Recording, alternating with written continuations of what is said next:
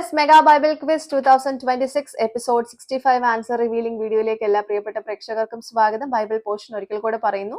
1 ശമൂവേൽ 21 മുതൽ 24 വരെയുള്ള അധ്യായങ്ങളും ലൂക്കോസ് 21 അധ്യായത്തിൽ നിന്നുമായിരുന്നതിൽ 5 ക്വസ്റ്റ്യൻസ് ചോദിച്ചിട്ടുണ്ടായിരുന്നത്. അതിന്റെ ആൻസേഴ്സ് ഇപ്പൊ റിവീൽ ചെയ്യാണ്.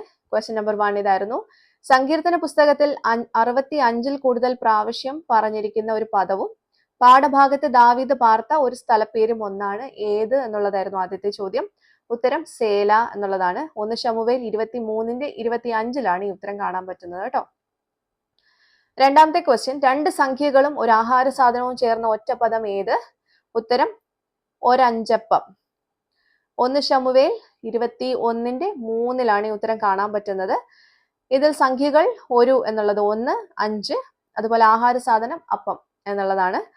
മൂന്നാമത്തെ ചോദ്യം: പാഠഭാഗത്ത് പറഞ്ഞിരിക്കുന്ന മരുഭൂമികളുടെ പേരുകൾ ഏവ എന്നുള്ളതായിരുന്നു. ഉത്തരം സീഫ് മരുഭൂമി. 1 ശമൂവേൽ 23:15, മാവോൻ 1 ശമൂവേൽ 23:25, ഏൻഗെദി 1 ശമൂവേൽ 24:1. നാലാമത്തെ ചോദ്യം ഇതായിരുന്നു: ജനങ്ങൾ വചനം കേൾപ്പാൻ രാവിലെ പോകുന്നത് എവിടെ എന്നുള്ളതായിരുന്നു.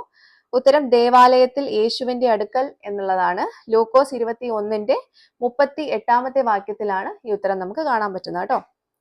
അഞ്ചാമത്തെ ക്വസ്റ്റ്യൻ ഇതായിരുന്നു: പാഠഭാഗത്ത് പറഞ്ഞിരിക്കുന്നതിൽ ഏറ്റവും ചെറിയ പ്രാണി ഏത് എന്നുള്ളതായിരുന്നു.